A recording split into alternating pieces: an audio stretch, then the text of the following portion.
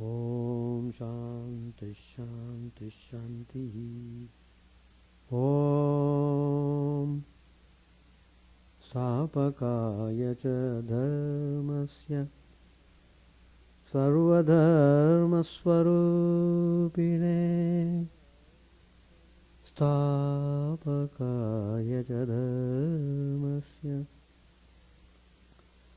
sarvadharmaswarupine Avatara Varishtaya Ramakrishna Yate Namah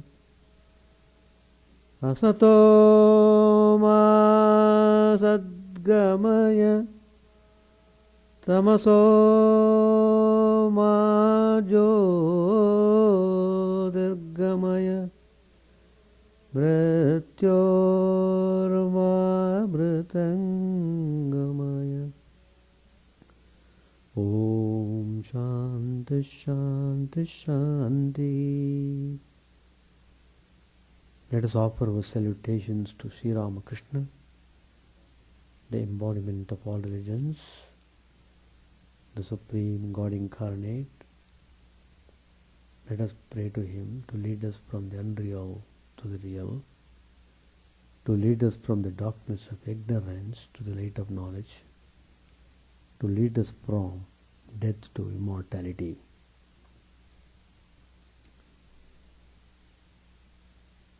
We have been studying Gospel of Sri Ramakrishna. Today I have chosen the topic,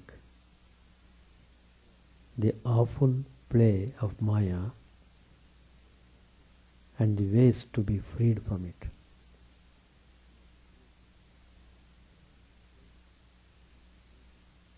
Maya is playing vigorously with everyone in this world. We are in this world means we are in Maya. So Maya is in full control of us. That means we have become victims of Maya.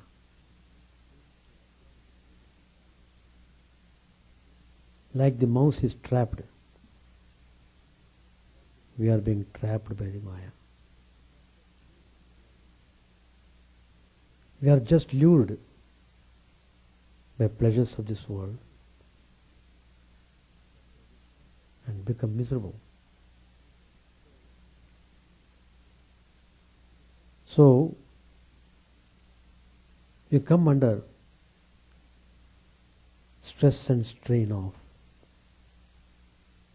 miseries.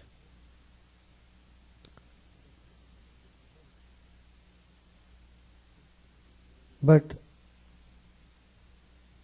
there is a way to get out of this Maya. In order to be free from Maya, we should first realize that we are under the control of Maya. If we feel we are okay, no problem, then the question of becoming free doesn't arise. In fact, one experiences suffering to be convinced about the play of Maya on us. Sri Ramakrishna said to M, that which is pure atman is unattached. Maya, in Sanskrit, it is called as avidya, is in it. That means Maya is in the Atman. In Maya there are three gunas: Sattva, Rajas and Tamas. These three gunas also exist in the pure Atman. But Atman itself is unattached. Sri Ramakrishna gives an example. If you throw a blue pill into the fire, what do you see? You will see a blue flame. Suppose you throw a red pill, you will see a red flame. But fire itself has no color of its own. How nice example. If you put a blue pill in water, the water will turn blue. Again, if you put alum in that water, it will regain its natural color.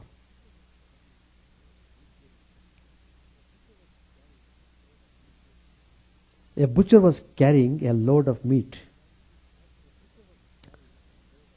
When he touched Shankara, great Acharya, Acharya became furious. What? You have touched me?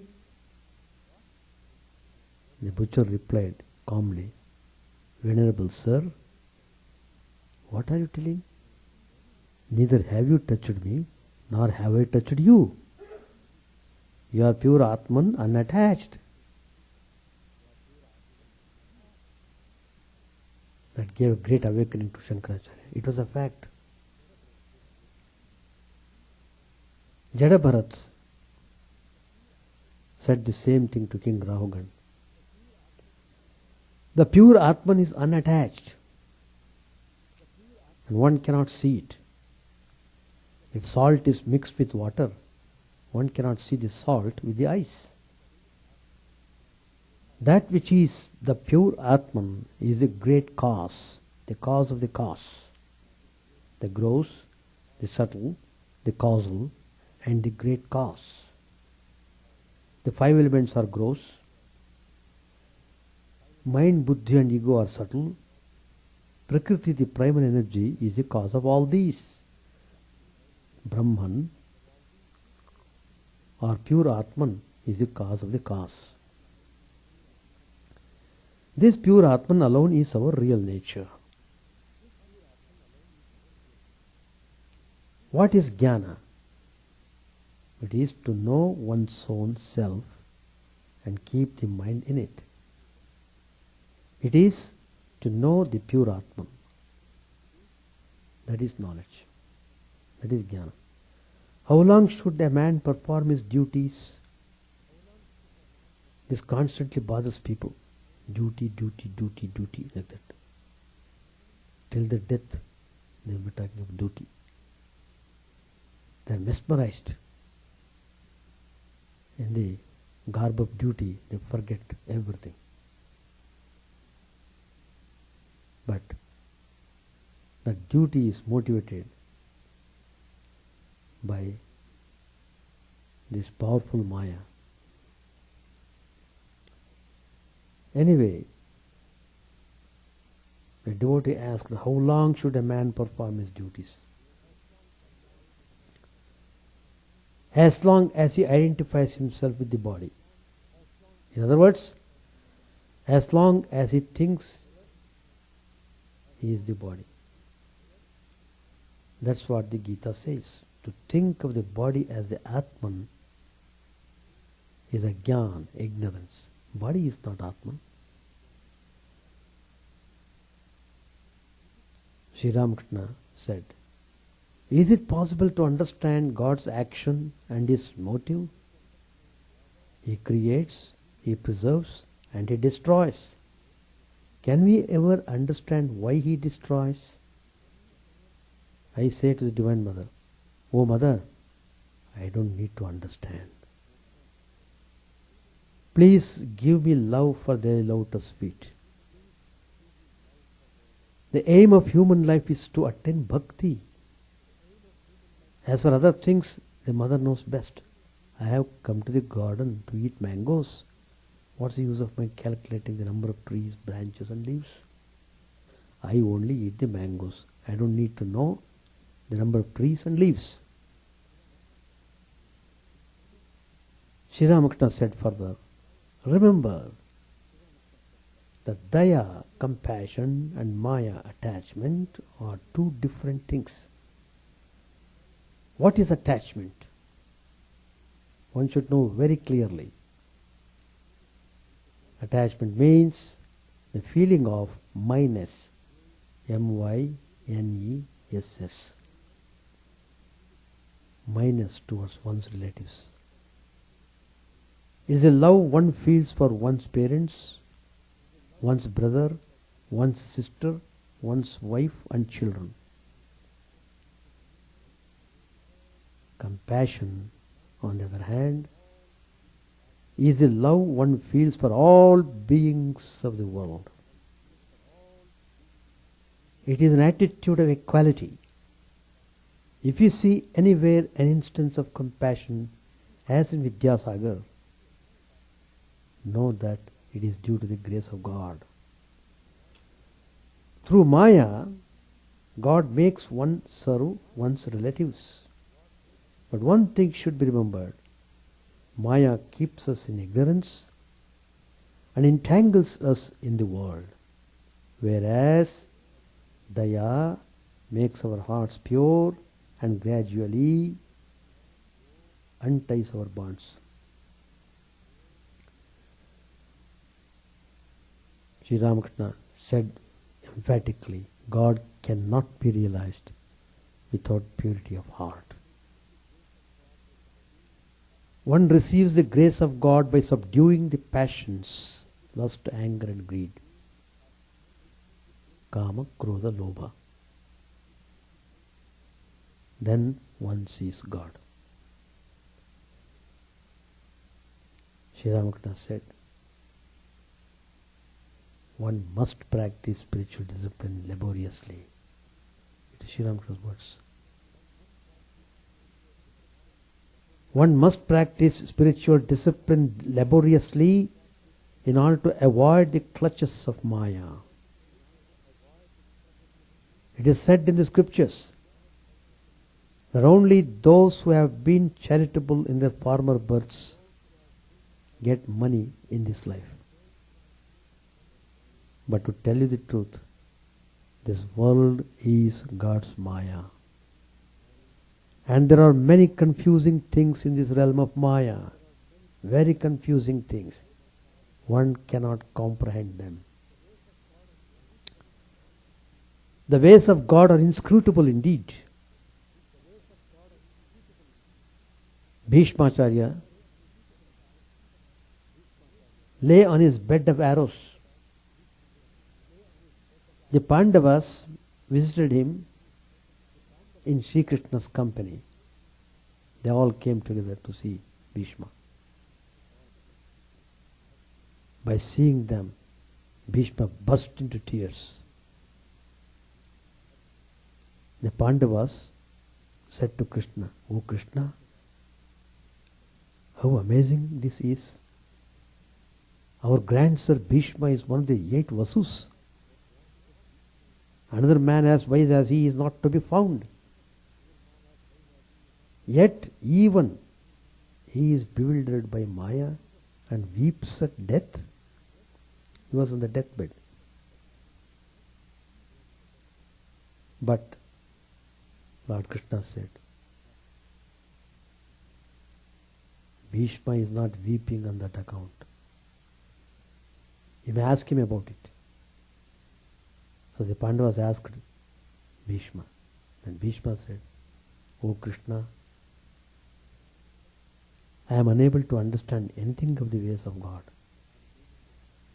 God himself is the constant companion of the Pandavas, and still they have no end of troubles. That's why I weep." When I reflect on this, Sri Ramakrishna says, I realize that one cannot understand anything of God's ways. God has revealed to me that only the Paramatman, whom the Vedas describe as the pure soul, is as immutable as Mount Sumeru unattached, and beyond pain and pleasure. There is much confusion in this world of his Maya. One can by no means say that this will come after that or this will produce that. How nicely Sri Ramakrishna has dealt with the subject Maya. Maya binds a person, Daya liberates a person. Maya is referred to the love of one's own kith and kin, one's relations. Daya is the love of all the beings. Everyone is lovable.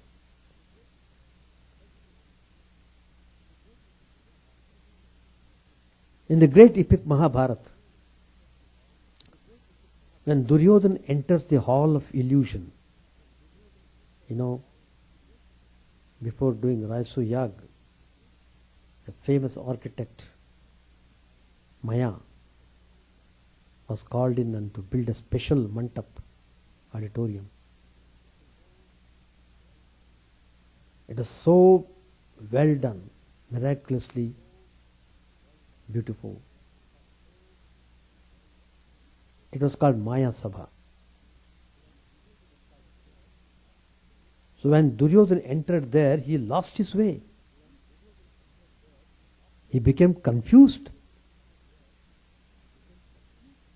And ladies on the upper floor saw the plight of Duryodhana. They were all laughing.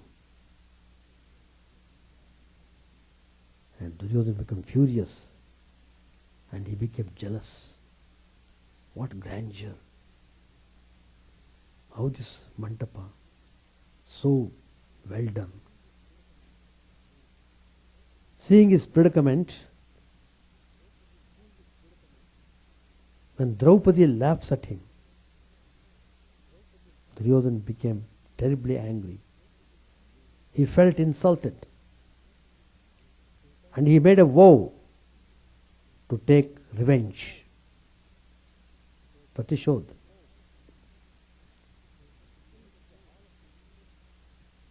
It is in the hall of illusions that the seeds of the great Mahabharata war were actually sown, which germinated and ultimately consumed the whole Kuru family, bringing them untold misery and great destruction. The whole Kaurava race was wiped out. The world in which we live is also not very different from the hall of illusions we read about in the Mahabharata. We also live here enveloped by illusion, where we fail to discriminate between truth and falsehood, become confused, engage ourselves in egoistic struggles, and lose our connection with God. Maya or illusion is a very potent instrument of the divine Prakriti, the primal nature. Through the force of illusion, it holds the beings under its sway. This objective is accomplished through the interplay of the triple gunas, sattva, rajas and tamas. Under their influence, the indwelling Purush becomes attached to the outside world and thereby suffers from delusion and loss of buddhi.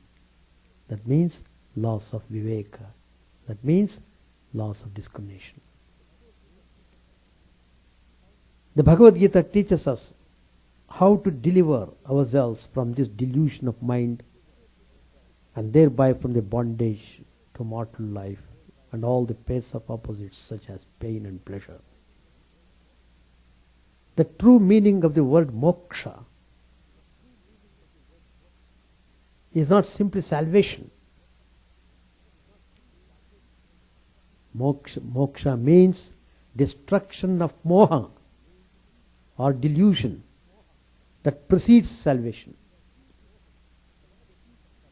To achieve this, a correct understanding of the mechanism of Maya is essential.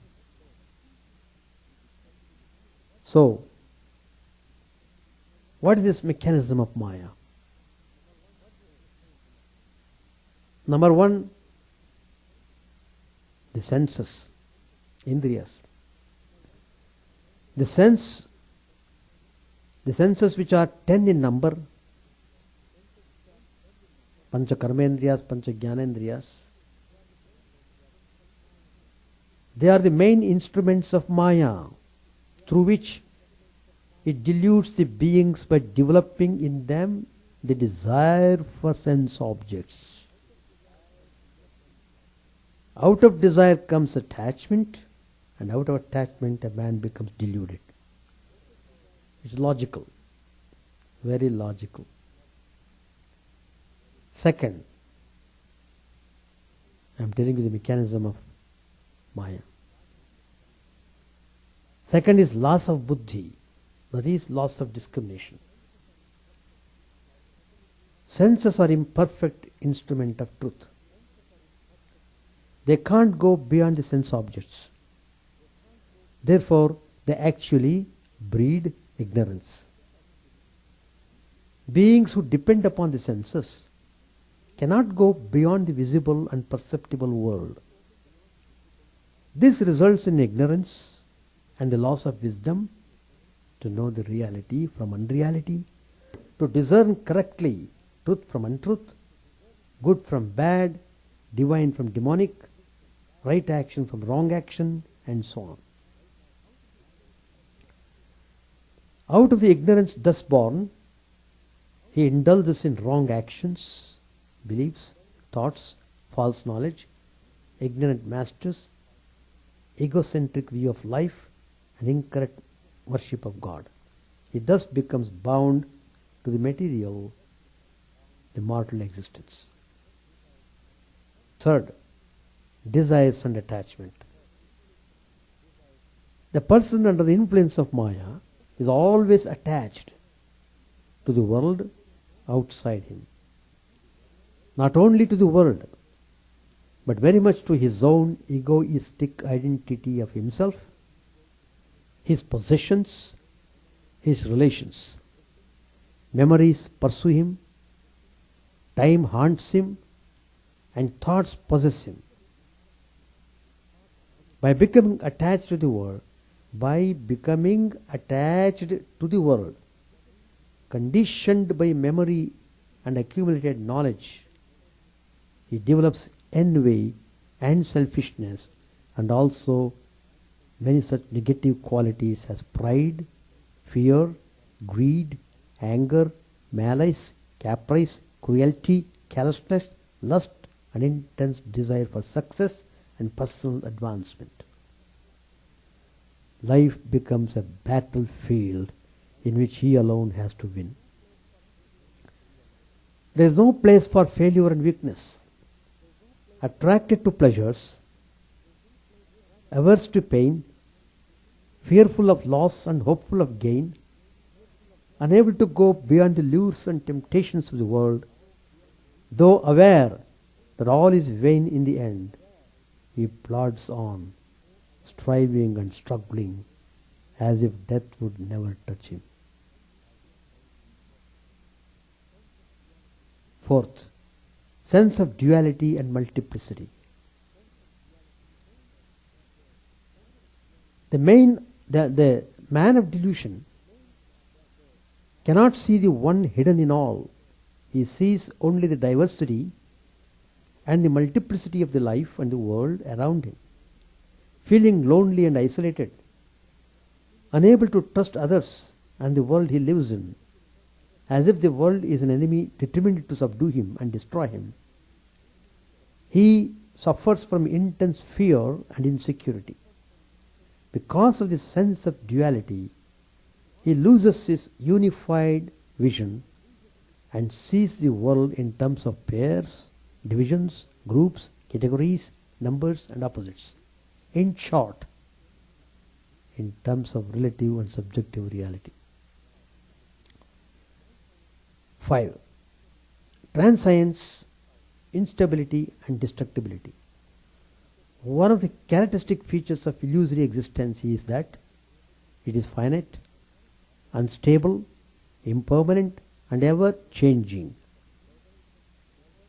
When the being becomes attached to this ever changing, unstable world, he automatically suffers from the conflicting emotions associated with the experience of pairs of opposites, such as pain and pleasure, gain and loss, etc.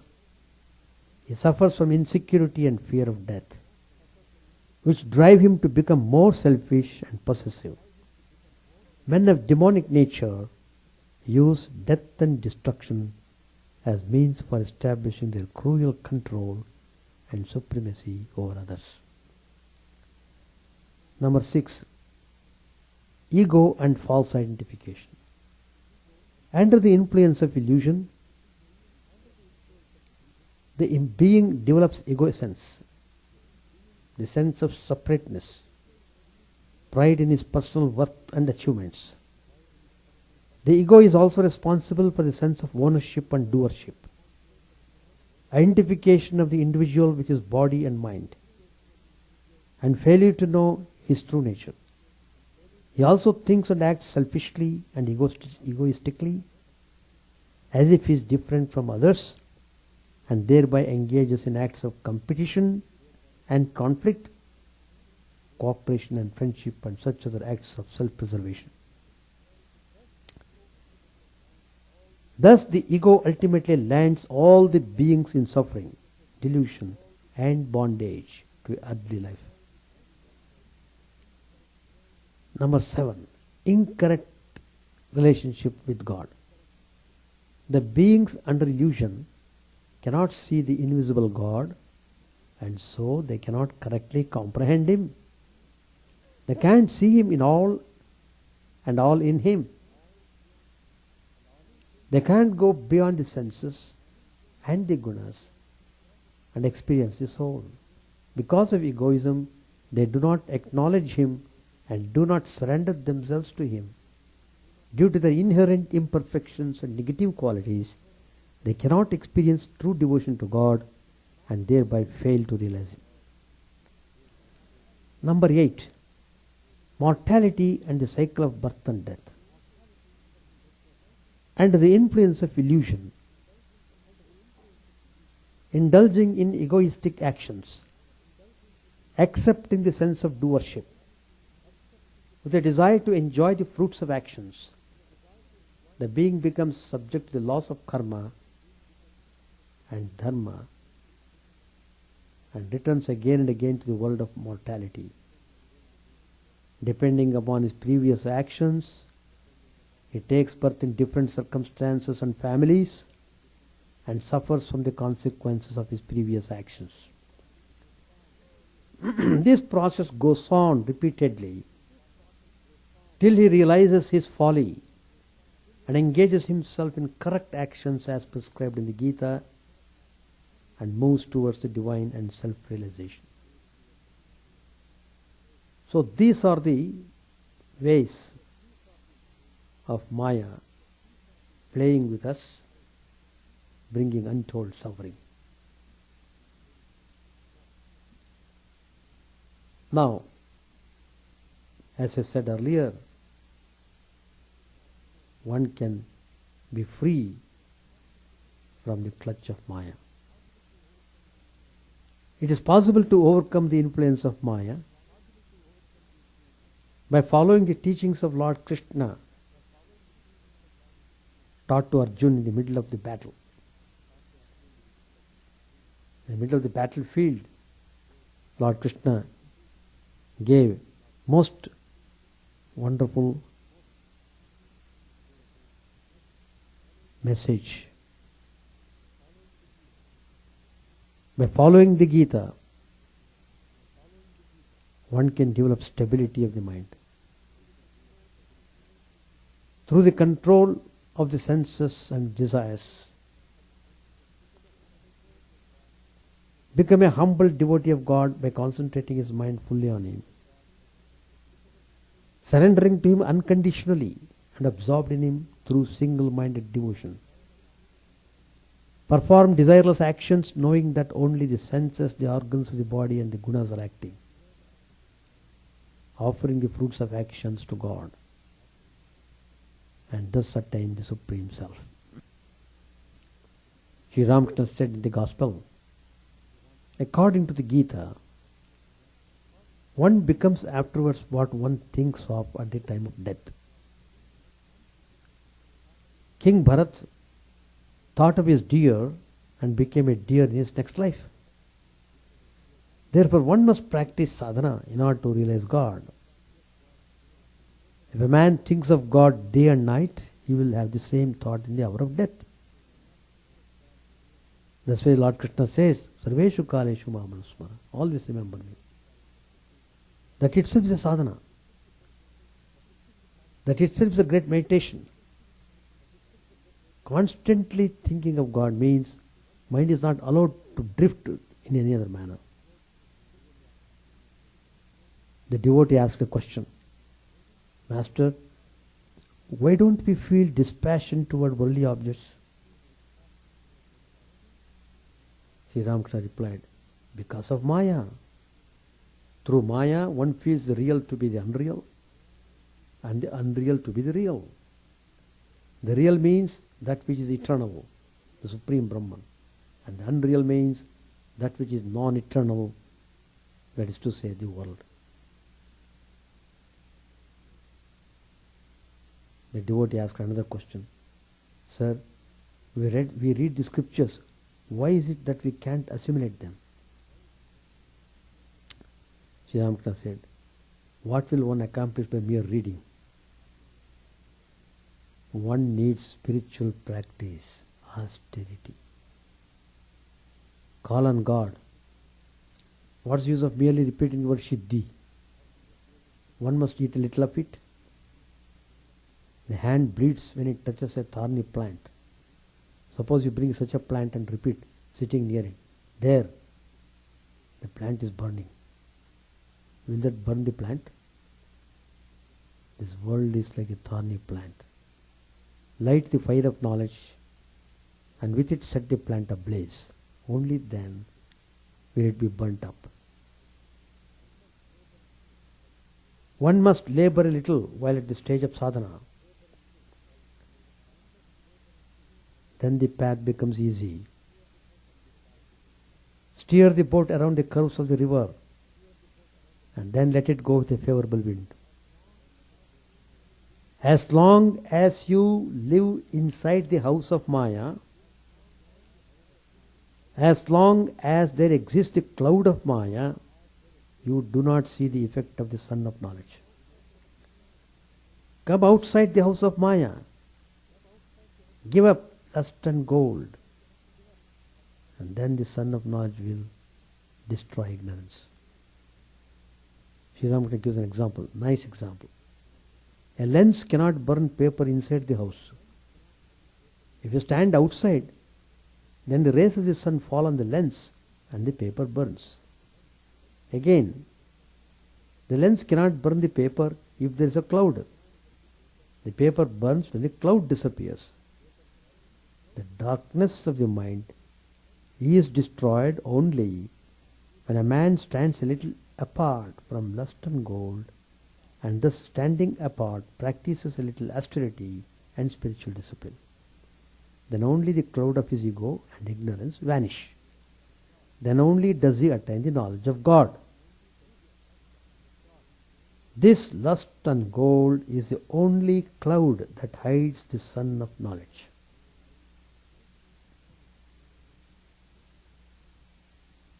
That's the message.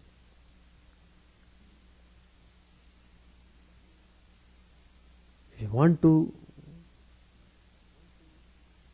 have the sun of knowledge, the cloud of lust and gold must be dispersed. We are starting chapter 49.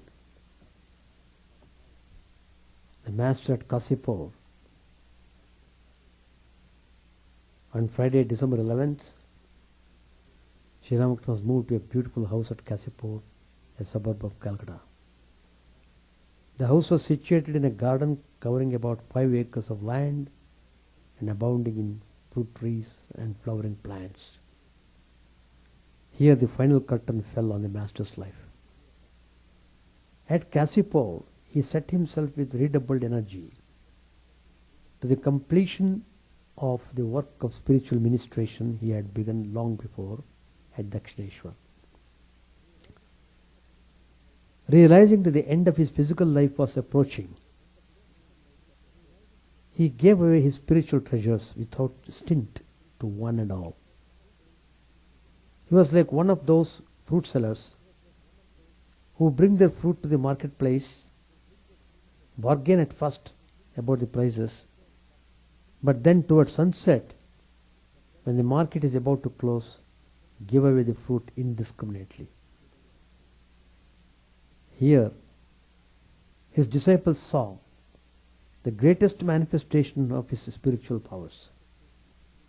Here they saw the fulfillment of his prophecies about his own end. I shall make the whole thing public before I go. When people in large numbers come to know and whisper about the greatness of this body, then the mother will take it back. The devotees will be sifted into inner and outer circles toward the end. And so on. Here, he predicted that a band of young disciples with Narendranath as the leader would in due course renounce the world and devote themselves to the realization of God and the service of humanity. The main building at Kasipur had 2 stories, with 3 rooms below and 2 above. The master occupied the central hall of the upper story. A small room to the left was used at night by his attendants. To the right of the hall was an open balcony where Sri Ramakrishna sometimes sat or walked. On the ground floor, a hall just below the master's and a small room to the right of it were used by the devotees, and a small room to the extreme left was occupied by the Holy Mother. In the garden compound were some outbuildings, 2 reservoirs and pleasant walks. Sri Ramakrishna breathed more freely in the open air of the new place. Almost all the devotees had gathered by this time. They had started coming to him in 1881. By the end of 1884, Sharat and Shashi had become known to the master, and since their college examinations in the middle of 1885, they had been visiting him almost daily. Girish Ghosh had first met the master in September 1884 at the Star Theatre. Since the beginning of the following December, he had been a constant visitor, and it was during the latter part of December 1884 that Sharada Prasanna first visited the master at the Dakshineshwar temple. Subodh and Kshirode first visited him in August 1885. The young devotees had taken up their quarters at the garden house to tend Sri Ramakrishna, although many of them visited their own homes every now and then. The householders came to see the master almost every day, and some of them occasionally spent the night.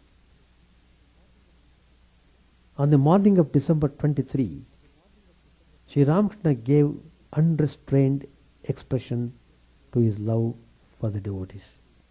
He said to Niranjan, "You are my father. I shall sit on your lap." Touching Kalipada's chest, Sri Ramakrishna said, "May your inner spirit be awakened." He stroked Kalipada's chin affectionately and said, "Whoever has sincerely called on God or performed his daily religious devotions will certainly come here." In the morning, two ladies received his special blessing. In a state of samadhi, he touched their hearts with his feet.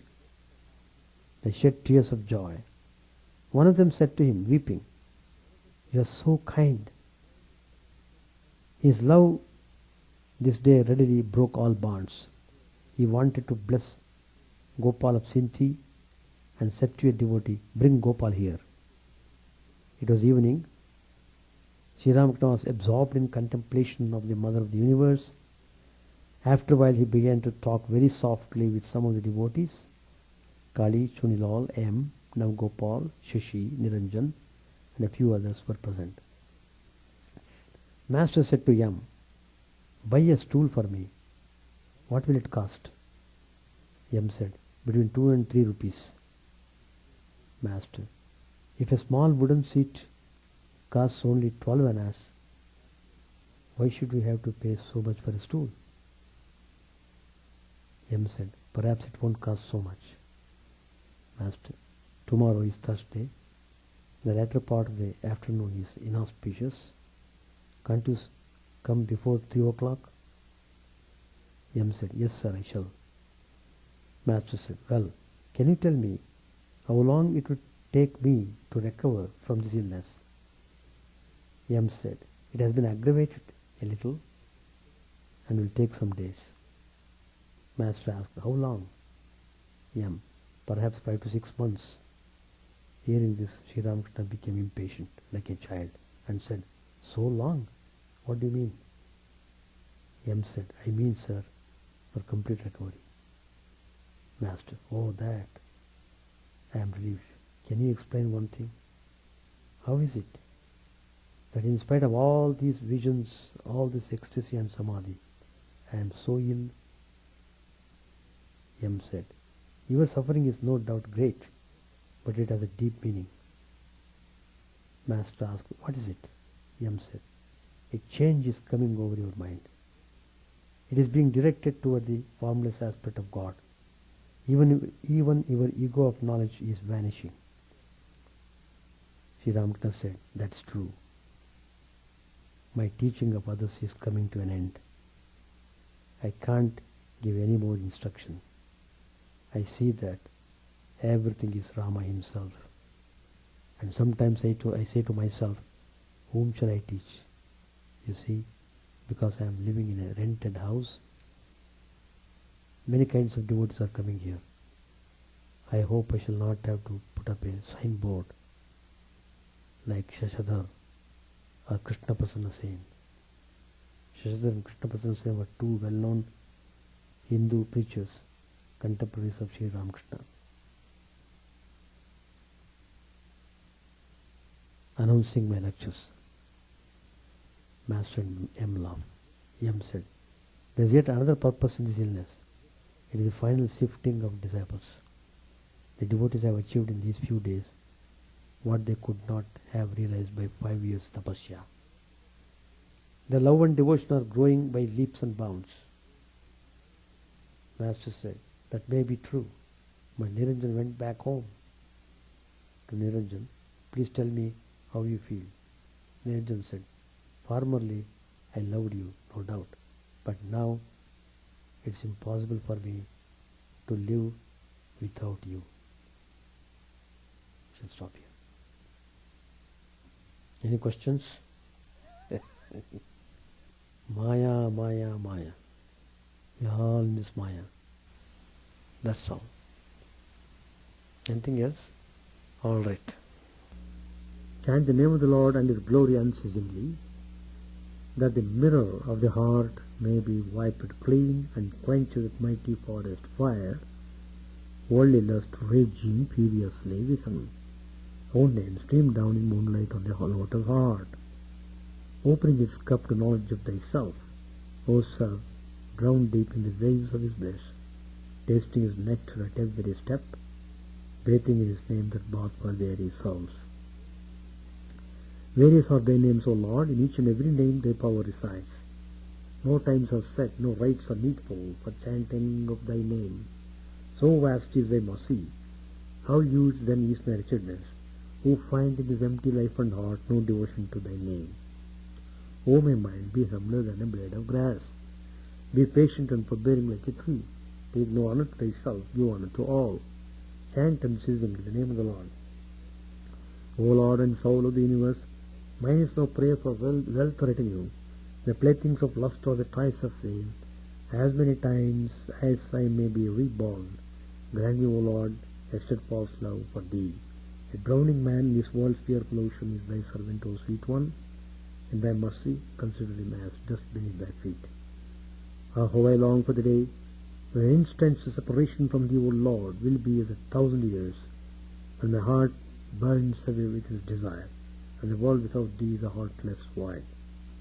Prostrate at thy feet let me be, in unwavering devotion, neither imploring the embrace of thine arms, nor bewailing the withdrawal of thy presence, though it tears my soul asunder. O thou who stillest the hearts of thy devotees, do with me what thou wilt, for thou art the heart's beloved, thou and thou alone. O Lord, lead us from the unreal to the real, lead us from darkness to light, and lead us from death to immortality. May all be free from dangers, may all realize what is good, may all be actuated by noble thoughts, may all rejoice everywhere. May all be happy, may all be free from disease, may all realize what is good, may none be subject to misery. May the wicked become virtuous, may the virtuous attain tranquility, may the tranquil be free from bonds, may the freed make others free. May good betide all people, may the sovereign righteously rule the earth, may all beings ever attain what is good, may the worlds be prosperous and happy. May the clouds pour rain in time, may the earth be blessed with crops, may all countries be freed from calamity, may holy men live without fear. May the Lord, the destroyer of sins, the presiding deity of all sacred works, be satisfied. For he being pleased, the whole universe becomes pleased. He being satisfied, the whole universe feels